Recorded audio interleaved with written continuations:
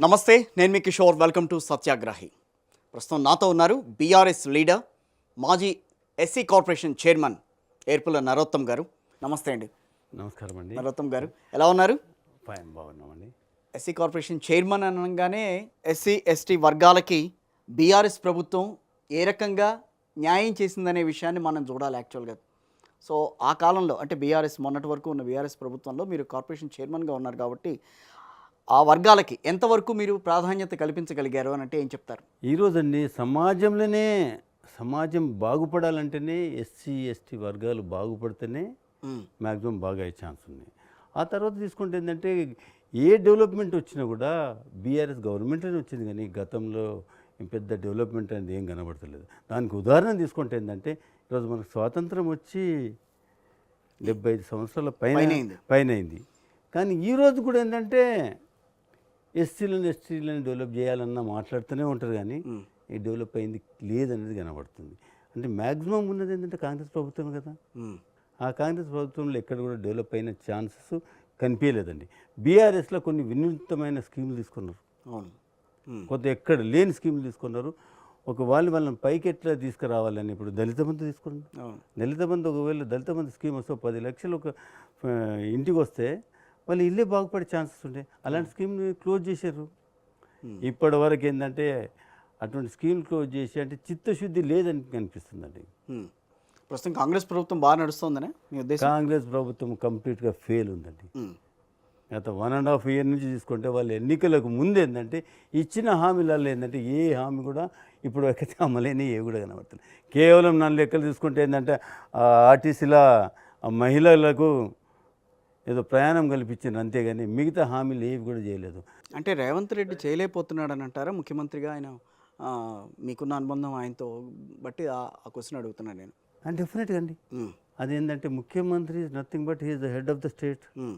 ఆయన అనుకొని ఏంటంటే వాగ్దానాలు ఇచ్చేటప్పుడు కాంగ్రెస్ పార్టీ వాళ్ళు కూడా ఒక మాట అన్నారు, మాకు గతంలో చాలా అనుభవం ఉంది, మేము అన్నీ కూడా సరైన రీతిలో చేసి చూపెడతాం ఏదైతే అన్నది.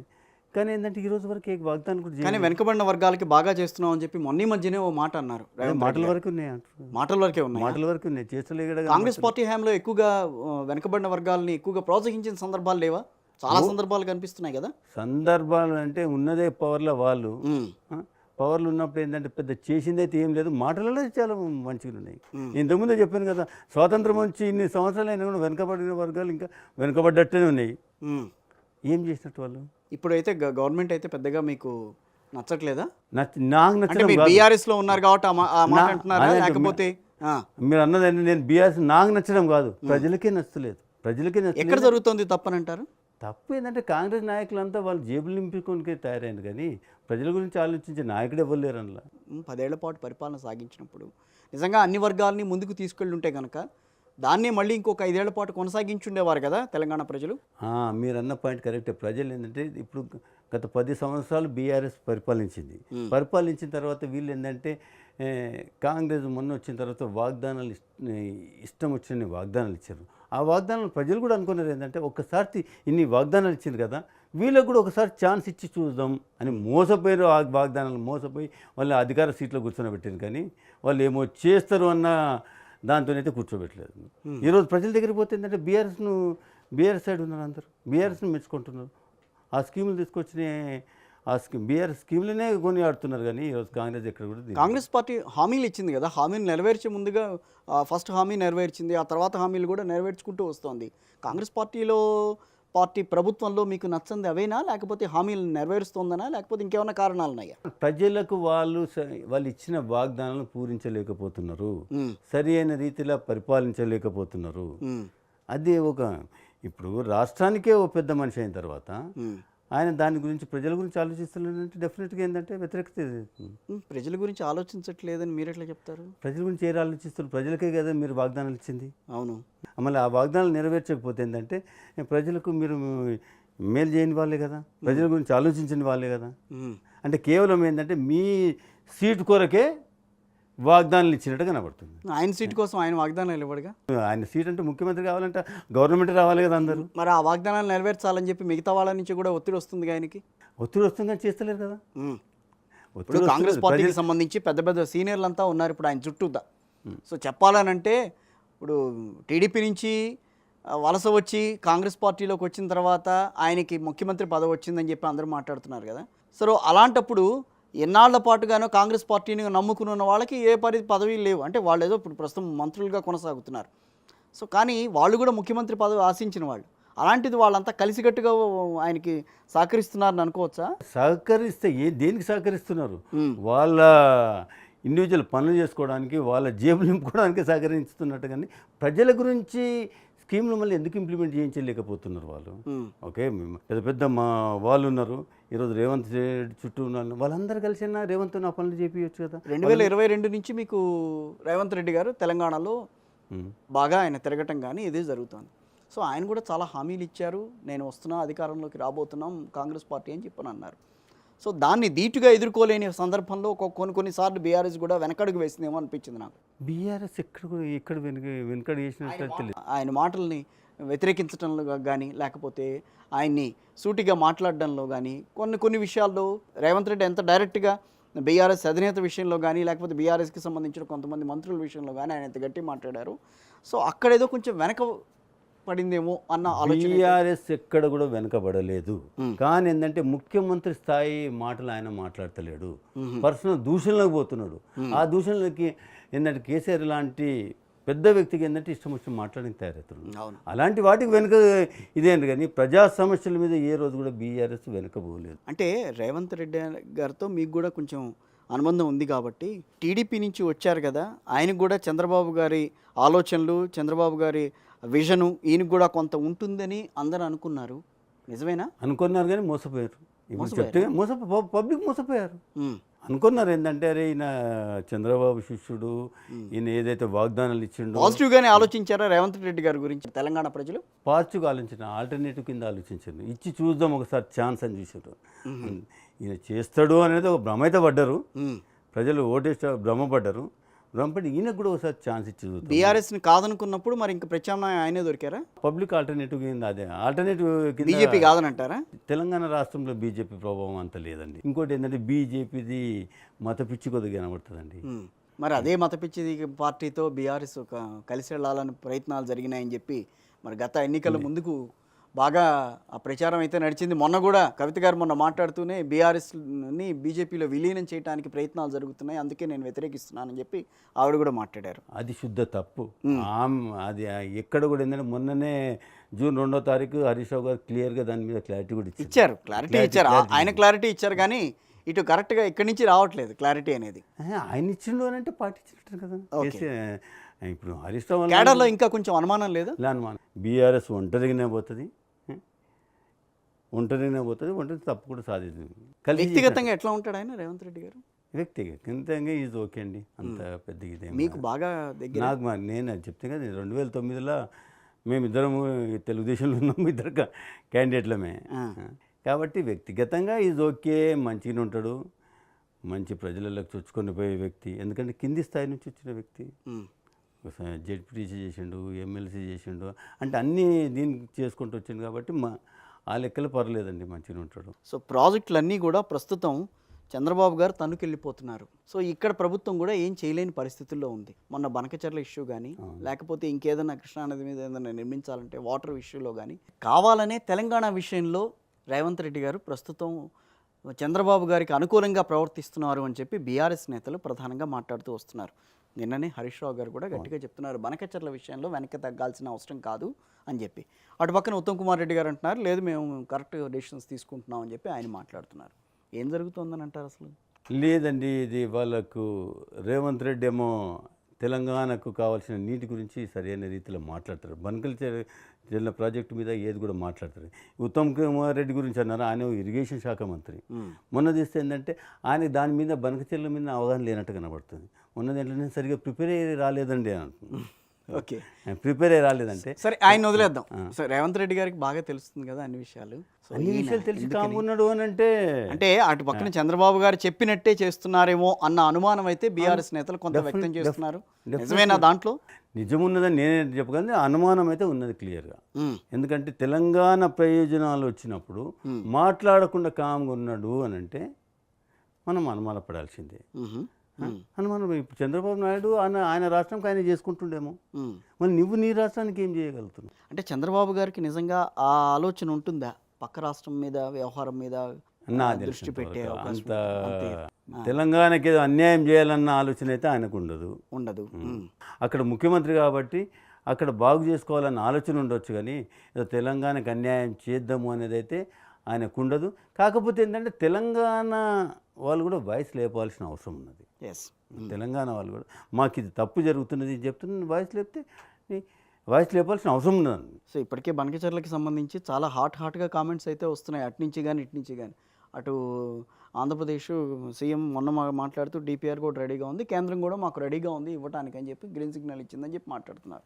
కాళేశ్వరం నిర్మించింది ఎందుకు, దానికి అనుగుణంగా ప్రాజెక్టులు నిర్మించింది ఎందుకు, ఇక్కడ ఉన్న ప్రాంతాలన్నీ కూడా సస్యశ్యామలం చేయాలన్న ఆలోచన. సో ఇప్పుడు ఒకటి పోయే ఇంకోటి వచ్చే అన్నట్టుగా బనకచర్ల వ్యవహారానికి సంబంధించి ఇప్పుడు కనుక వెనకడుగు వేస్తే తెలంగాణ భవిష్యత్తు ఏంటని చెప్పి తెలంగాణ వాదులు ప్రశ్నిస్తున్నారు.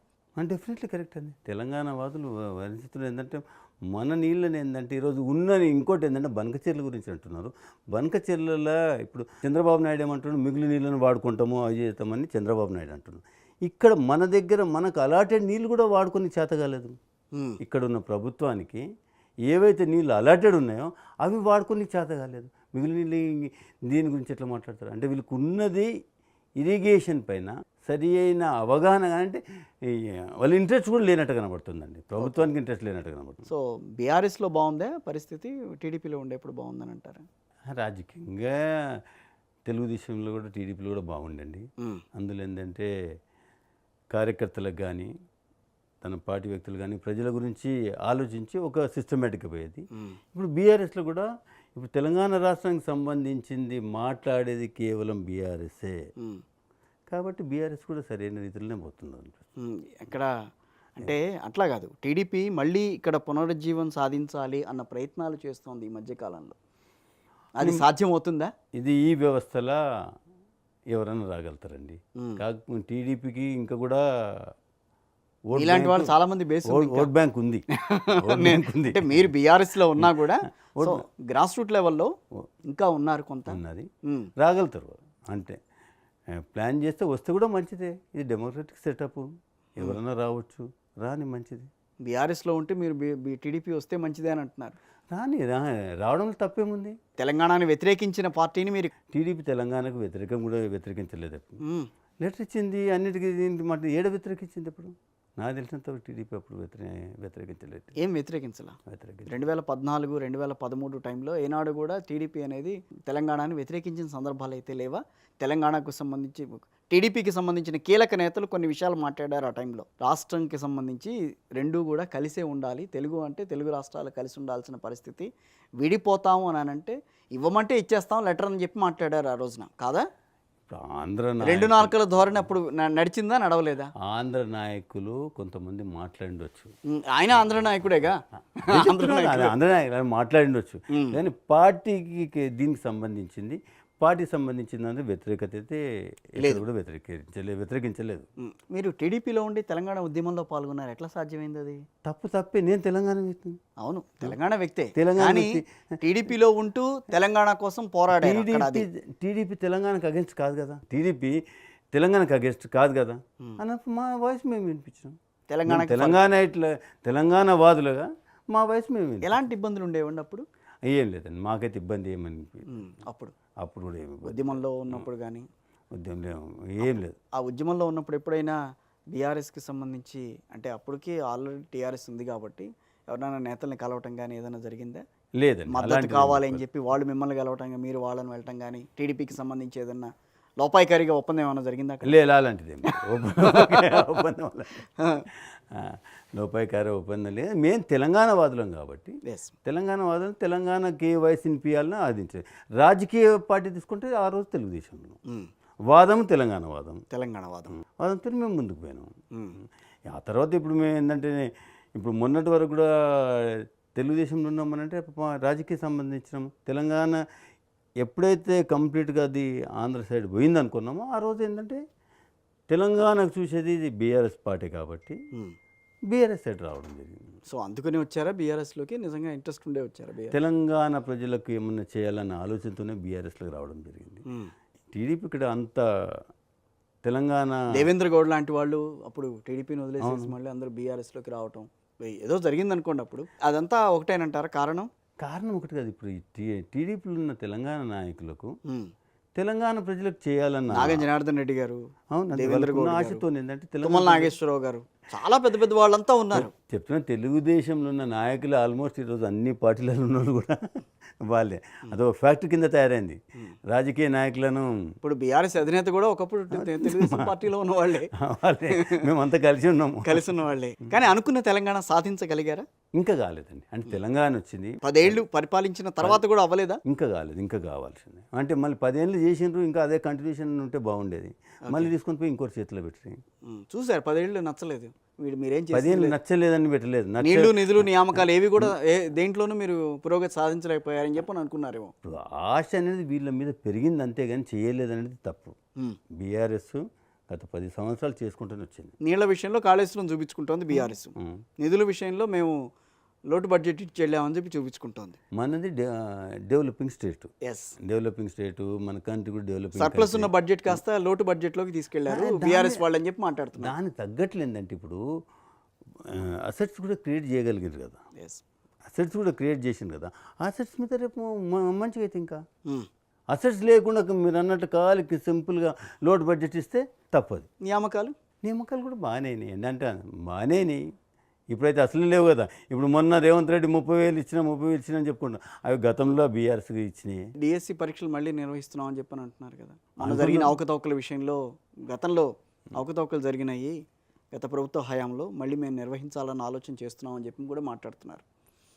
చెప్తున్నది ఇలా అన్ని మాటలకు పరిమితమైంది. మళ్ళీ మీరు మాటలనే అంటున్నారు. చేతల్లోకి వస్తే ఈ చేతులు ఎప్పుడు వస్తాయో, చేతులు వాళ్ళ పీరియడ్ అయిపోయినాక వస్తాయో చేతులకు. 4 ఏళ్ళు ఉంది కదా, ఇంకా 3.5 years ఉంది. సరే, అనుకున్న తెలంగాణ సాధించడంలో ఎక్కడ విఫలమయ్యారు? అనుకున్న తెలంగాణ సాధించారు. బీఆర్ఎస్ గవర్నమెంట్లో దాన్ని ఇంప్లిమెంటేషన్లో పోయినాయి, నడుస్తున్నది. ఇప్పుడు వచ్చిన రేవంత్ గవర్నమెంట్ ఫెయిల్ ఉందని చెప్తున్నారు. మీ ఫెయిల్ ఎందుకు చెప్పుకోవట్లే మీరు? మేము ఫెయిల్ కాదు, మేము ఫెయిల్ అయినాం. ఫెయిల్ అవ్వకపోతే 10 ఏళ్ల తర్వాత మిమ్మల్ని ఎందుకు కాదని అన్నారు? చెప్తున్నది పబ్లిక్ ఏంటంటే ఒక కొత్త రుచి కూడా చూస్తామన్న దీంట్లో పోయినారు, ఆశపడ్డారు, వీళ్ళు నమ్మించగలిగారు. ఇప్పుడు ఏదైతే బీఆర్ఎస్ ఇచ్చిన దానికని అన్నిటికంటే కళ్యాణ లక్ష్మి పథకం ఉంది, షాదీ ముబారక్ పథకం ఉంది. బీఆర్ఎస్ హయాంలో రకరకాల పథకాలు ఉన్నాయి. పథకాలు అమలు చేసుకుంటూ వచ్చారు. దళిత బంధు ఇద్దాం అనుకున్నారా, అది దెబ్బ కొట్టింది. సో ఇన్ని పథకాలు ఉండగా కూడా 10 ఏళ్ల పాటు మీరు పథకాలు ఇచ్చినా కూడా ప్రజలు కాదని చెప్పి బీఆర్ఎస్ను వదిలేసేసి కాంగ్రెస్ వైపుకి వచ్చారంటే ప్రధానంగా ఏంటి కారణం? దానికి చెప్పి ఇప్పుడు మీరు అన్నట్లనే కళ్యాణ లక్ష్మి ఉంది, షాదీ ముబారక్ ఉన్నది, దాంట్లో డబ్బులు ఇవ్వబట్టింది. దాని తోడు ఏంటంటే నేను ఆ డబ్బులు ఇస్తాను, మళ్ళీ తులం బంగారం ఇస్తాను చెప్పి పబ్లిక్ ఒక ఆశ పెరుగుతుంది. అరే నాకు అదనంగా ఏంటంటే తులం బంగారం వస్తుంది కదా. తులం బంగారం ఈ రోజు చూసుకుంటే 80,000 దాకా ఉంది, 90,000 దాకా తులం అది బంగారం వస్తుంది. నేను మోసపోయాను పాపం. కానీ ఇప్పటివరకు 1.5 year అయింది, ఎవరికైనా ఇచ్చిందా? ఏం లేదు. అవి కూడా ఆ కళ్యాణ షాదీ ముబారక్లే సరైన రీతిలో ఇస్తలేరు. ఇక కొత్తగా ఎక్కడికి ఇస్తారు అంటే ప్రజలను మోసం చేయగలిగారు వీళ్ళు. వెనుకబడిన వర్గాలు ఏ ప్రభుత్వం వచ్చినా కూడా వెనుకబడిన వర్గాలు కానీ ఉండిపోతున్నాయి తప్పించి, అణగారిన వర్గాలు కానీ చూస్తున్నారు తప్పించి, వాళ్ళని పైకి తీసుకొచ్చే ప్రయత్నం కూడా ఏ రాజకీయ పార్టీ చేయలేని పరిస్థితి ప్రస్తుతం. మీరు దాన్ని సమర్థిస్తారు? అంటే రాజకీయ పార్టీలు అణగారిన వర్గాలను పైకి తీసుకొస్తామని అన్నీ చెప్తున్నాయి, కానీ అన్ని ఇంప్లిమెంటేషన్లో అయితే లేవు. 4 లెక్కలు రాజకీయ పార్టీల ప్రాబ్లమా, లేకపోతే దీంట్లో పార్టీలు? దాంట్లో ప్రాబ్లం ఏంటంటే అణగారిన వర్గాలే రాజకీయాలకు వస్తేనే కరెక్ట్. రాజకీయ ప్రాతినిధ్యం వాళ్ళది పెరిగినప్పుడే అణగారిన వర్గాలకు బీసీలకు సమప్రాధాన్యం ఇవ్వాలని చెప్పి మొదట్లోనే 2014లోనే బీసీ ముఖ్యమంత్రిని చేస్తామని చెప్పి బీఆర్ఎస్ అధినేత కేసీఆర్ గారు అన్నారు. ఉప ముఖ్యమంత్రిగా చేశారు. మళ్ళీ ఆ తర్వాత ఎందుకో సరే రకరకాల కారణాలు, దాంట్లో మళ్ళీ సెకండ్ టర్మ్లో మాత్రం ఆ మాట అనేది రాలా. కారణాలు ఏం లేవండి. ఇప్పుడు ఆయన ఏంటంటే తెలంగాణ తీసుకొచ్చిన దాన్ని సరైన గాడిలో పెట్టాలన్న ఆలోచనతోనే ముందుకు పోయింది అన్నట్టు. ఏంటంటే మీరు అన్నట్లు ఏంటంటే బీసీలను కానీ ఎస్సీలను కానీ అణగారిన వర్గాలను పైకి వచ్చినప్పుడు, రాజకీయ వ్యవస్థలో పైకి వచ్చినప్పుడే సరి అయిన న్యాయం జరుగుతుంది. అదేంటంటే అది గతంలో తీసుకొచ్చిండ్రు, ఇస్తామని చేసిండ్రు, కానీ అది నేను చేస్తాన్న ఆలోచనతో ముందుకు పోయింది. కానీ రాజకీయాల్లో ప్రాధాన్యం ఏం తగ్గలేదుగా ఎస్సీ ఎస్టీలకి. ప్రాధాన్యత అంటే ఇప్పుడు రాజకీయ వ్యవస్థ ఎవరి చేతిలో ఉంది? మొత్తం వ్యవస్థ ఎవరి చేతిలో ఉంది? అందరు మాట్లాడేది అన్నగారి వర్గాల గురించే. అవును, వాళ్ళే ఓటు బ్యాంకు. ఓటు బ్యాంక్ కిందనే చూస్తున్నారు వాళ్ళు. ఆ ఓటు బ్యాంక్ కాకుండా వాళ్ళు పరిపాలన దీంట్లో భాగస్వాములు అయితే అది సాధ్యమవుతుందా? అవుతుంది, తప్పదు కూడా. మేము ఇంకా ఇదే పొజిషన్లో ఉన్నామని చెప్పి బీసీలు కానీ ఎస్సీ ఎస్టీలు అందరూ కూడా ఎందుకు అదే రకంగా ఇంకా ఆలోచనలో అక్కడే ఉన్నారు ఎందుకు?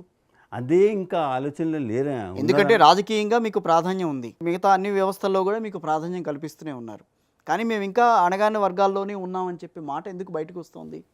ఆ లెవెల్కి డెవలప్ కాలేదు కదా.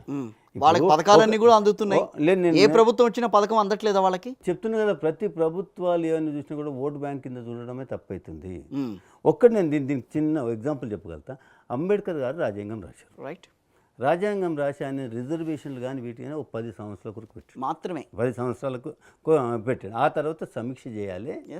సమీక్ష చేసిన అంటే ఆయన ఆలోచన ఏందో ఒక 10 సంవత్సరాల ఈ కిందున్న వర్గాలన్నీ కూడా అప్లిఫ్ట్ అయితే ఒక టేబుల్ దగ్గరకు వస్తారు, అందరిని కలిపి ఒక సమసమాజం నిర్మాణం జరుగుతుంది. కానీ అది కాలేదు. ఈరోజు 70 సంవత్సరాల పైన అయింది.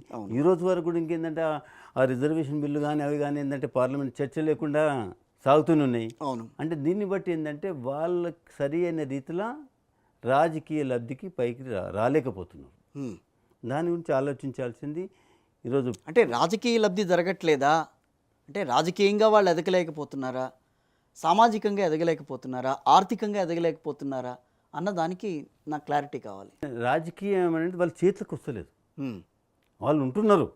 ఇప్పుడు ఓ రిజర్వేషన్ ఉన్నది, నేను రిజర్వేషన్ కింద వచ్చిన ఎమ్మెల్యే కూర్చొని అంతే అవుతున్నారు, కానీ అది సరి అయిన రీతిలో ఇంప్లిమెంట్ అవుతలేవు. ఏదో ఒక పార్టీ వ్యవస్థ కానీ మీరు చూసుకోవాలి. అది మిమ్మల్ని ఒక స్టేజ్కి తీసుకొచ్చిన తర్వాత మీ కింద ఉన్న వాళ్ళందరినీ, మీకు సంబంధించిన వాళ్ళందరినీ కూడా మీరు అప్లిఫ్ట్ చేసుకోవాల్సింది మీ బాధ్యత. అది అవుతలేదు, అదే అవుతలేదు. ప్రాబ్లం అదే అవుతలేదు. ఇప్పుడు ఏంటంటే ఇప్పుడు పార్టీలేమో ఒక వర్గం చేతులు ఉంటున్నాయి. ఎక్కడో వర్గం చేతులు ఈయనకి ఏంటంటే ఎమ్మెల్యే కావాలని ఈయన ఆశ. నిజాలు కొన్ని బయట పెట్టేస్తున్నారు, జాగ్రత్తగా మాట్లాడండి అంటే చెప్తున్నా. అలాంటివి ఏంటంటే సరి అయిన రీతిలో అయితే లేవు. కాబట్టి అంబేద్కర్ ఉన్నప్పుడు ఒకసారి అడిగాను సార్, అంబేద్కర్ రాజ్యాంగం అనేది అన్ని వర్గాలని ఏకతాటి మీద తీసుకురావాలి, అందరికీ సమప్రాధాన్యం చేయాలి అని చెప్పి మీరు అన్నట్టుగా మీరు ఇందాక అన్నదానికి 10 ఏళ్ళు నేను చూసాను. 10 ఏళ్ల వరకే ఇది ఇంప్లిమెంట్ చేయాలని అన్నారు. అది ఎప్పటి వరకు? మహా అయితే 1961 వరకు. ఓకే, 61 లేకపోతే 65. ఆ తర్వాత కాంగ్రెస్ పార్టీ గవర్నమెంట్ ఉంది. గవర్నమెంట్లో మీలాంటి వాళ్ళు చాలామంది ఉన్నారు, ఆ వర్గాలకి సంబంధించిన వాళ్ళు ఎందుకు ఆ విషయాన్ని పైకి తీసుకురాలా? ఇది ఇంతవరకే, దీన్ని పైకి తీసుకురావాల్సిన అవసరం ఉంది, మా వర్గాలన్నిటిని కూడా పైకి తీసుకురావాల్సిన అవసరం ఇప్పుడు ఉంది, ఇప్పటికైనా చేయాల్సిన అవసరం ఉంది. అప్పుడు ఎవరు పట్టించుకోవాలా? ఈరోజు రాజకీయ పార్టీలకు అది అస్త్రంగా ఎందుకు మారింది? మీరంతా కూడా మేము ఇంకా అణగారు వర్గాలే అని మీరు మాట్లాడటం వల్లనే అది అట్లా పైకి వస్తూ ఉంది. లేదు మేము కూడా సమాజంలో మేము కూడా కలిసే ఉన్నాం అని మీరు ఎందుకు చెప్పుకోలేకపోతున్నారు? చెప్పుకోలేకపోతున్నారంటే వాళ్ళ పరిస్థితిని ఆ లెక్కలు దిగజార్చారు. ఎస్సీలో ఎవరు ధనవంతులు లేరా? ఎస్టీలో ఎవరు ధనవంతులు లేరా? కొంతమంది ఉండొచ్చు. ఎస్టీలో ధనవంతులు లేరా? బీసీలో ధనవంతులు లేరా? అదే అండి, కొంతమంది ఉండొచ్చు అన్న. ఎక్కడ కింద ఉన్న వాళ్ళు కిందనే ఉన్నారు, పైకి పోయిన వాళ్ళు పైకి పోయి ఉండొచ్చు. అంతేగాని అందరు వాళ్ళు కూడా సమానం కాలేదు కదా. సరే, తెలుగు రాష్ట్రాల గురించి మనం మాట్లాడుకుందాం. తెలుగు రాష్ట్రాల్లో ఎప్పుడైతే రాజకీయ చైతన్యం వచ్చిందో 1980 నుంచో కార్పొరేషన్ల వారీగా చైర్మన్లను ఏర్పాటు చేయడం, మీరు కూడా కార్పొరేషన్ చైర్మన్ కాబట్టి నేను మాట్లాడుతున్నాను. సో ఆ వర్గాలన్నిటికీ కూడా మీరు పైకి తీసుకురండి అని చెప్పినప్పుడు ఇన్నాళ్లుగా కార్పొరేషన్లు ముందుకు వస్తున్నా కూడా ఎందుకు పైకి రాలేకపోతున్నారు? పైకి రాని రాజకీయ వ్యవస్థనే అన్నట్టు. ఇప్పుడు కార్పొరేషన్కి ఎన్ని పవర్స్ ఉంటాయండి? డిసైడ్ చేసేది ఒకరు, కొంత నిధులైతే ఇస్తారుగా. నిధులు ఇచ్చే డిసైడ్ అయిన నిధులు ఇది ఇస్తుంటారు. వీళ్ళకి ఎన్ని పవర్స్ ఉన్నాయి?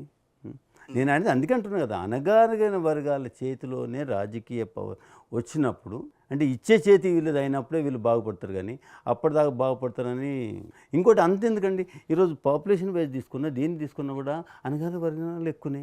వాళ్ళని తీసుకురండి పైకి. వీళ్ళు ఎందుకుంటారు? పెద్ద సీట్లల్లో ఉండేటోళ్ళంతా వీళ్ళు ఎందుకుంటారు? అదేగా మొన్న బీసీలు కూడా గట్టిగా మాట్లాడుతుంది, మాకు కూడా తీసుకురావాలని. అదే అవగాహన పెరిగిందని దానికి. అదే నేను అనేది ఏంటంటే బీసీలు, ఎస్సీ, ఎస్టీలు ముగ్గురు కలిసి ఒక వేదిక మీద ఎందుకు పోరాడలేకపోతున్నారు? కుల వ్యవస్థ, ఇప్పుడు రాజకీయ పార్టీ వ్యవస్థ వేరే, కుల వ్యవస్థ వేరే. అంటే వీళ్ళందరికీ ఉన్న ఆ ప్రాధాన్యత అన్నిట్లో పెరగాలి. అన్నింటి పెరిగినప్పుడు ఇప్పుడు అంబేద్కర్ అప్పుడు అన్నాడు 1935లో ఒకసారి పూనా ప్యాక్ట్ పెట్టమని అడిగాను. అవును, పూనా ప్యాక్ట్ అంటే మా ఓట్లు మేమే వేసుకుంటాం, మా కాన్స్టిట్యూషన్ మాకే ఉంటాం. లేదు కాదు, అందరం కలిసే ఉండాలి అని గాంధీ నిరాహార దీక్ష చేసి అవన్నీ తీసుకుని వచ్చాడు. అలాంటిది ఇంకా కూడా అయితలేదు. ఏదైతే గాంధీ గారు అన్న వ్యవస్థ ఈ రోజు వరకు కూడా ఇంకా అయితలేదు అనిపిస్తుంది.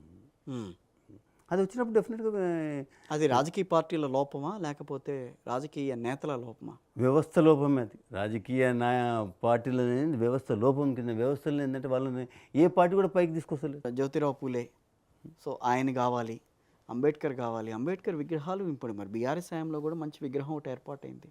అటు పక్కన ఆంధ్రప్రదేశ్లో కూడా విగ్రహాన్ని ఏర్పాటు చేశారు, చాలా పెద్ద పెద్ద విగ్రహాలు పెట్టి వీళ్ళని సంతోషపరచడం కాదు. నిజాలు మాట్లాడండి, మళ్ళీ నిజాలు వస్తున్నాయి నోట్లో కొంచెం. అంటే విగ్రహాలు పెట్టడం ఒక స్ఫూర్తి. ఎస్, అది చెప్పాలి. విగ్రహాలు పెట్టడము ఆయన ముఖం చూడడము ఒక స్ఫూర్తి. ఆ స్ఫూర్తికి అనుగుణంగా అందరూ ఇది చేస్తే డెఫినెట్గా అందరూ బాగుపడతారు. ఒక్క కింది వర్గాలు అంబేద్కర్ అనేది కేవలం కిందోళ్ళకో పైనోళ్ళకో రాజ్యాంగం రాయలేదు, అందరి కొరకు రాజ్యాంగం. బీఆర్ఎస్ హయాంలో నిజంగా అందరి కోసం రాజ్యాంగం నడిచించారా? అందరినీ ప్రయత్నం చేశారా? నడిచింది రాజ్యాంగం ప్రకారం నడిచింది కదా. అందరినీ పైకి తీసుకొచ్చారా? అన్ని వర్గాలని పైకి తీసుకొచ్చిందా? తీసుకొద్దామని ప్రయత్నం అయితే చేశారు. దొరల పాలన ఎందుకు పేరు వచ్చింది మరి అట్లాంటప్పుడు? ఇక ఉంటారు, ముందటోళ్ళు అంటూనే ఉంటారు దొరల పాలన. ఇప్పుడు ఈ కాంగ్రెస్ ప్రభుత్వం రెడ్ల పాలన అంటారు, అది దొరల పాలన అంటారు. ఇంకో అది తప్పది. ఏదో దొరల పాలన రెడ్ల పాలన అనడం తప్పు. పాలనే.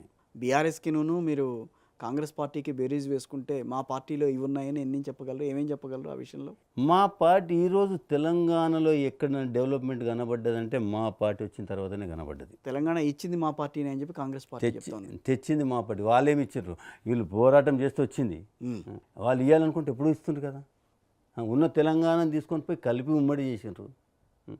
ఉమ్మడి చేసి అన్యాయమే చేసిండ్రు. మళ్ళీ ఈరోజు పోరాడిన తర్వాత ఇచ్చిండ్రు, కానీ వాళ్ళు ఇచ్చింది పోరాటంతో వచ్చింది. తెలంగాణ ఇస్తేనే కదా పోరాటం అనేది, మేము ఇస్తేనే కదా వచ్చేది. పోరాటం చేస్తే నువ్వు ఇచ్చినావు, నువ్వు ఇస్తే పోరాటం చేయడం కాదు, పోరాటం చేసినందుకు ఇచ్చినావు. కాంగ్రెస్ ఆ రోజు ప్రభుత్వంలో ఉన్నదేమో, ప్రభుత్వం కాంగ్రెస్ పార్టీ అయినా కానీ ప్రభుత్వం పోరాటం చేసిండ్రు. ఈ పోరాటానికి ఒక సొల్యూషన్ తీసుకురావాలి కాబట్టి ఇచ్చారు. ఇలా పోరాటం ఇది చేయాలని చెప్పేసి, అంతేగాని వాళ్ళు ఏదో ఇచ్చినట్టు కాదు కదా. అణగారిన వర్గాల విషయంలో రెండు పార్టీలు కూడా సమప్రాధాన్యం ఇవ్వలేకపోతున్నాయి అని చెప్పడానికి మీకు మనస్కరిస్తుందా కాదా? లేదండి, అలాంటిది అనలేరు. ప్రాధాన్యత వాళ్ళు ఇచ్చే దాంట్లో కొన్ని ఇస్తున్నారు, అని ప్రాంతీయ పార్టీల కంటే నేషనల్ పార్టీలే ఎక్కువగా అన్ని వర్గాల్ని ఒకే ఘాటును చూసే ప్రయత్నం చేస్తున్నాయని అంటారు. లేదండి, బీజేపీ కానీ అటు పక్కన కాంగ్రెస్ కానీ కాదా? అలాంటిది ఏం లేదు. అందరికీ ఏ రాజకీయ పార్టీ అయినా కూడా ఏదైనా కూడా ఒక డెమోక్రటిక్ సెటప్లో నడవాల్సింది కదా. అవును. ఆ డెమోక్రటిక్ సెటప్లో ఏంటంటే ఒకరికి ఇది ఇవ్వాలి, ఒకరికి కించపరచాలనేది ఏ దాంట్లో కూడా లేదు కదా. వాటి లోబడి నడుస్తున్నాయి కాబట్టి డెఫినెట్గా ఏంటంటే వాటి సరి అయిన దీంట్లో ఇంకోటి ప్రాంతీయ పార్టీలే సరి అయినవి. ఎందుకంటే అక్కడ ఉన్న ప్రాంతం సమస్యలని బయటికి తీసుకొస్తారు. ఒక నేషనల్ పార్టీని అనుకో, మొత్తం అన్ని లెవెల్లో ఆలోచించి మాట్లాడి వారికి ఏంటంటే ఇక్కడ లోకల్ సమస్యలు ఇది కాదు. ఇప్పుడు రాజ్యాంగం ప్రకారం కూడా కింది వాడు ఎవడైతే ఉన్నాడో వానికి బెనిఫిట్ అయినప్పుడే రాజ్యాంగం యొక్క కరెక్ట్ నెరవేరుతాయి. అలాంటిది ప్రాంతీయ పార్టీలతోనే అవుతుంది. డీసెంట్రలైజ్ కావడమే సరైన పద్ధతి. జహీరాబాద్ నియోజకవర్గం గురించి కాసేపు మాట్లాడుకుందాం. ఎలా ఉంది మీ నియోజకవర్గం ప్రస్తుతం? ఇప్పుడు మా నియోజకవర్గం ఇప్పుడు బాగానే ఉందండి, కానీ కాకపోతే బాధ ఏమనిపిస్తుంది, ఉమ్మడి మెదక్ జిల్లాకు ఉంది. ఉమ్మడి మెదక్ జిల్లాలో ఇప్పుడు జహీరాబాదే మంచి డెవలప్ కింద అవుతున్నది. కానీ ఏంటంటే ఈరోజు ఏంటంటే జహీరాబాద్ ప్రజలు బాగుపడే కంటే ఏంటంటే అక్కడ ఇండస్ట్రియలైజేషన్ అవి అని తీసుకొస్తారు, కానీ జహీరాబాద్ ప్రాంతానికి పెద్ద ప్రజలకు డెవలప్ అవుతుంది. జహీరాబాద్ డెవలప్ అవుతున్నది. జహీరాబాద్ డెవలప్ అవుతుంది. జహీరాబాద్ డెవలప్ అవుతుంది, కానీ జహీరాబాద్ ప్రజలు డెవలప్ అవుతలేరు. చుట్టుపక్కల ఎక్కడా కూడా డెవలప్మెంట్ విషయంలో కొంత హైదరాబాద్ని కాన్సన్ట్రేట్ చేసుకున్నారు, హైదరాబాద్ చుట్టూతో ఉన్న జిల్లాలను కాన్సన్ట్రేట్ చేశారు, కానీ లోపలికి వెళ్ళి మిగతా పరిస్థితులు ఏంటనే విషయం మీద పెద్దగా దృష్టి సారించలేదేమో. లేదు, అది కాదు, అది స్థానిక ప్రతినిధుల మీద కూడా డిపెండ్ అయి ఉంటుంది. ఇప్పుడు లోకల్ ఇప్పుడు అక్కడ ఉన్న వాళ్ళు అడిగిన దాన్ని బట్టి, ఒక ప్రజాప్రతినిధి ఉన్నాడు, ఆయన అడిగిన దాన్ని బట్టి డెవలప్ అవుతాయి కదా. వాళ్ళు సరైన రీతిలో ఉండాల్సిన అవసరం. సో మీ వరకు మీరు జహీరాబాద్కి ఎంతవరకు న్యాయం చేయగలిగారు? నేను యాజ్ ఆల్మోస్ట్ నా లైఫ్ అంతా ప్రతిపక్షంలో పోయింది. అవును, తెలుగుదేశంలో 2 ప్రతిపక్షంలో పోయినా. ఆ తర్వాత ఏంటంటే మీతో తీసుకున్న మొన్న ఎస్సీ కార్పొరేషన్ చైర్మన్ అయినా కానీ కేవలం 3 నెలల్లో. కాకపోతే ఏంటంటే నేను ఒక ప్రతిపక్ష నాయకుడిగా ఉన్నా కూడా అధికార పక్షంలో ఉన్న వాళ్ళు చేయలేని పనులు చేశాను. ఓకే. ఈరోజు జైరాబాద్లో ఏంటంటే ఒక రెవెన్యూ డివిజన్ ఫామ్ చేయించగలిగినాం, ఓకే. ఒక డిఎస్పీ ఆఫీస్ ఫామ్ చేయించగలిగినాం. ఈరోజు జైరాబాద్ లేదు కూడా ప్రజలు ఏంటంటే నేను నిత్యం ఏంటంటే జైరాబాద్ ఉంటా, ప్రజా సమస్యలు ఏది వచ్చినా కూడా అక్కడ సాల్వ్ చేసే శక్తి నాకున్నది అక్కడ. ప్రభుత్వ పథకాలు అందట్లేదని చెప్పి మీ దగ్గరికి వస్తే ఏం చేస్తారు? ఎందుకు ఇవ్వరు? ప్రభుత్వ పథకం అని ప్రభుత్వ పథకం తయారైతే దాన్ని అధికారులు నిలదీస్తాం, ఎందుకు చేయరని నిలదీస్తాం, దాన్ని ఓకే. చేపిస్తాం, తప్పకుండా అవుతాయి. ప్రభుత్వ పథకాలు ఏ ప్రభుత్వం ఉన్నా కూడా కావాల్సిందే. ఎస్సీ కార్పొరేషన్ నిధులు దారి మళ్లించారని చెప్పి మీ మీద వచ్చిన ఆరోపణలకు ఏం చెప్తారు? లేదండి, అలాంటిది ఏం కాలేదు. దారి మళ్లించడం కానీ లేదా అన్న, అసలు ఏం జరగలేదు, అవినీతి ఏం చోటు చేసుకోలేదు అక్కడ, అలాంటిది ఏం కానీ లేదా. మరి ఎందుకు దీపోవాల్సి వచ్చింది పరిస్థితి అప్పుడు? ప్రభుత్వమే చేంజ్ అయింది, నా నామినేటెడ్ పద్ధతి. అవును, ప్రభుత్వమే చేంజ్ అయింది కాబట్టి ఆటోమేటిక్గా నా వాళ్ళకి నేను చేయాల్సిన అవసరం ఉంది, కొంచెం నిధులు కేటాయించండి అని చెప్పి కానీ, లేకపోతే నేను కంటిన్యూ అవుతానని కానీ మీరేం అడగలేదు అప్పుడు? నాకు కంటిన్యూ తన రాజకీయ వ్యవస్థలో జనరల్గా ఏంటంటే వాళ్ళ ప్రభుత్వానికి వాళ్ళ పార్టీకి సంబంధించిన వాళ్ళని పెట్టుకొని వాళ్ళ ఆలోచనతో డెవలప్ కావాలనుకుంటే. ఇన్నాళ్ళు బీఆర్ఎస్లో నడుస్తున్న తర్వాత ఇంకా టీడీపీకి సంబంధించిన వాసనలు ఏం కనిపించట్లేదుగా, అలా ఏం లేదుగా. అలాంటిది ఈరోజు బీఆర్ఎస్ పార్టీలు ఉన్నాం కాబట్టి బీఆర్ఎస్కి సంబంధించి గులాబీ వాసనలు అయితే వస్తున్నాయి, గులాబీ వాసనతోనే ముందుకు పోతాం అంతే కదా. సో భవిష్యత్ కార్యాచరణ ఏం చేద్దామని అనుకుంటున్నారు, అసలు ఎట్లా ఉండబోతోంది, ఏం చేస్తారని అంటే ఏం చెప్తారు నరోత్తమ్ గారు? నేను క్లియర్గా ఏంటంటే అండి, నేను ఒక గతంలో ఏంటంటే ఒక ప్రభుత్వ ఉద్యోగిని. అవును, ప్రభుత్వ ఉద్యోగానికి రాజీనామా చేసి రాజకీయ జీవితంలోకి వచ్చారు. రాజకీయ జీవితం సుమారు 15 సంవత్సరాలు అవుతున్నది. ప్రతిపక్షం లేని కూడా ప్రజలతో ఉన్నాం, ఇంకా కూడా ప్రజలతోనే ఉండాలనుకుంటున్నాం, ప్రజలకు సేవ చేయాలనుకుంటున్నాము. ఛాన్స్ దొరికితే ముందట ఇంకా ప్రజలకి ఆశీర్వదిస్తే ముందుకు పోవాలి. సామాజిక వర్గాలకి సంబంధించి వాళ్ళంతట వాళ్ళు ఎదగడానికి ప్రయత్నం చేస్తారు, కానీ ఆ కింద ఉన్న వాళ్ళని ఎవరిని కూడా అప్లిఫ్ట్ చేయాలన్న ఆలోచన అయితే రాదు అని చెప్పని అంటుంటారు. అది తప్పండి, ఉండొచ్చు కొంతమంది. మీరుగా దాన్ని ఎదుర్కొన్నప్పుడు మీకు ఎదురైన సవాల్ ఏంటి? సామాజిక వర్గంలో ఎవరున్నా కూడా వాళ్ళని పైకి తీసుకురావాల్సి, నువ్వు పైకి పో, వాళ్ళని పైకి తీసుకురా. ఇప్పుడున్న పరిస్థితుల్లో బీఆర్ఎస్ అది ఒకవేళ ఎలక్షన్స్ కనుక నిర్వహిస్తే బీఆర్ఎస్ ఎన్ని సీట్లు వచ్చే అవకాశం ఉంటుందని అనుకుంటున్నారు? 100 పైన వస్తాయండి నాకు తెలిసినంత వరకు. ఎందుకు అంత వ్యతిరేకత ఎక్కడ కనిపించింది మీకు? ఇప్పుడు కాంగ్రెస్ ప్రభుత్వం వచ్చి 1.5 year అయింది. అవును, ఏడనన్నా ఒక సమస్యలు పరిష్కరించారా? ఇప్పటివరకు ఏడ కూడా వాళ్ళ వాగ్దానాలు కూడా ఎక్కడ కూడా అమలు కాలేదు. అమలు కాలేనప్పుడు ఆటోమేటిక్గా అంత వ్యతిరేకత ఉన్నది. బీఆర్ఎస్ మీద ప్రధానంగా వచ్చే ఆరోపణ కుటుంబ పాలన, దాని మీద మీ అభిప్రాయం ఏంటి? కుటుంబ పాలన అనడానికి వీల్లేదండి.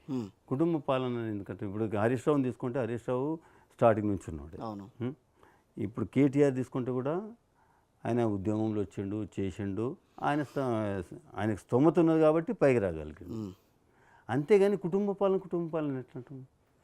వాళ్ళకి అందరినీ తప్పించి కేవలం వాళ్ళే ఉంటే రైట్. ఇంకా మీ నియోజకవర్గానికి సంబంధించి ఎదుర్కొంటున్న ఇబ్బందులు ఏంటి? మీరు ఏదన్నా ఏ రోజన్నా మీరు కాంగ్రెస్ పార్టీ ప్రభుత్వం దృష్టికి తీసుకెళ్ళగలిగారా ఆ అంశాలని? చెప్పామండి. మా నియోజకవర్గంలో ప్రధాన సమస్యలు ఏంటంటే జైరాబాద్ నియోజకవర్గంలో అంటే రైతులు ఎక్కువ ఉంటారు. దాంట్లో ప్రధానంగా ఏంటంటే చెరుకు రైతులు ఉంటారు. చెరుకు రైతులు ఉంటారు. అక్కడ ఏంటంటే షుగర్ ఫ్యాక్టరీనే ఆల్మోస్ట్ తీసేసినట్టుగా అనమాట. అక్కడ ఉన్న లోకల్కు ఎంప్లాయ్మెంట్ ఇస్తే సరైనది. ఓకే, కానీ ఏంటంటే జైరాబాద్లో ఆ పని జరుగుతలేదు. ఇవాళ మీరు క్వశ్చన్ చేస్తున్నారా? అది మొదట నేను ముందు నుంచి కూడా క్వశ్చన్ చేస్తున్నాను, ఈరోజు కాదు ముందు నుంచి కూడా క్వశ్చన్ చేస్తున్నాం, కానీ అది అయితే లేదు ఇంకా కూడా. ఓకే, దాని మీద దృష్టి సారిస్తే జైరాబాద్ ప్రజలకు బాగుపడతారు, జైరాబాద్ బాగుపడతారు, కానీ లేకపోతే కష్టమండి. ఇంకా 3 ఏళ్ళు నడవాల్సిన పరిస్థితి ఉంది కాంగ్రెస్ పార్టీ, కాంగ్రెస్ ప్రభుత్వం. సో మీరు ఇచ్చే సూచనలు ఏమైనా ఉంటాయా దానికి? మీ నియోజకవర్గాన్ని మీరు ఏదైతే మీరు ప్రజలకు వాగ్దానాలు ఇచ్చి ఓట్లు తీసుకొని ఈరోజు గద్దెపైన కూర్చున్నావు కాబట్టి ఒక్కసారి మీరు అవి ఆలోచించండి, ప్రజలకు మంచి చేసేదే చూడండి. ఎందుకంటే గవర్నమెంట్ ఎట్టి పరిస్థితుల్లో 3.5 సంవత్సరాలు మీరే ఉంటారు. అవును, కాదనుకున్నా అనుకుంటే బీఆర్ఎస్ ఎన్ని ప్రయత్నాలు చేసినా బీఆర్ఎస్ ప్రయత్నం చెయ్యది. కేసీఆర్ గారు అదే రోజు చెప్పిండు, ప్రజలు తీర్పిచ్చిండ్రు, ఆయన సీట్ మీద కూర్చొని పెట్టారు, ప్రజలకు బాగు చేయండి, కావాల్సి ఏమన్నా సూచనలు కావాల్సి తీసుకో అని ఆయన ఏ రోజు కూడా ఈ ప్రభుత్వం నేను ప్రజలు ఇచ్చిన తీర్పుని వ్యతిరేకించలేదు. నేను కూడా అదే లెక్కలు అంటున్నాం, మంచిగా చేయండి. ప్రభుత్వాలు అనేటివి ప్రజలకు మంచి చేసి ఉంటాయి, అలాంటివి మంచి చేయండి. మీ వాగ్దానాలు ఇచ్చిన నిలబెట్టుకోనండి. రైట్. తెలంగాణకున్న ఇప్పుడు మీ నీటి కానీ వీటి గురించి ఏంటంటే పక్క రాష్ట్రంతో కూడా ఏమన్నా మీ స్పష్టమైన వైఖరిని బయట పెట్టమను, బయటపెట్టి తీసుకొని పోతే సరైనది. కానీ అది ఎక్కడ కూడా చేస్తలేరు. ఇక ప్రతిపక్ష బాధ్యత సమస్యలు చెప్తున్నాము, వాటి గురించి చెప్తున్నాము. ఫైనల్గా ఒకటి, టీడీపీ కనుక మళ్ళీ ఇక్కడ పునరుజ్జీవం సాధిస్తే మళ్ళీ దాంట్లోకి వెళ్తారా, ఇక్కడే ఉంటారా బీఆర్ఎస్లోని? లేదు, అలాంటిది ఏం లేదండి. తెలంగాణ ప్రయోజనాల కొరకు ఈరోజు బీఆర్ఎస్ సరైన రీతిలో ఉంది, దానిలో ఉంటారు. టీడీపీకి సంబంధించిన వాళ్ళందరినీ తీసుకెళ్ళి మళ్ళీ ఇప్పుడు అటు బీఆర్ఎస్ అన్నా లాక్కుంటా, లేకపోతే కాంగ్రెస్ పార్టీలోకైనా ఉన్నారు అందులో వ్యక్తి. వాళ్ళు లాక్కొనడం కాదు, వాళ్ళు ఇప్పుడు తెలంగాణ ప్రయోజనాల కొరకు చేంజ్ అవుతుండ్రేమో. ఓకే, ఇప్పుడు ఆల్రెడీ టీడీపీ పార్టీ తెలంగాణ శాఖ ఉంది కదా, తెలంగాణ శాఖ ఉన్నది, ఎన్టీఆర్ భవన్ ఇది ఉన్నది, దాని వ్యవస్థ దానికి ఉంది. డెఫినెట్గా వాళ్ళు రాని ప్రజల గురించి పోట్లాడడానికి చేయని. Thank you very much for coming అండి. Thank you.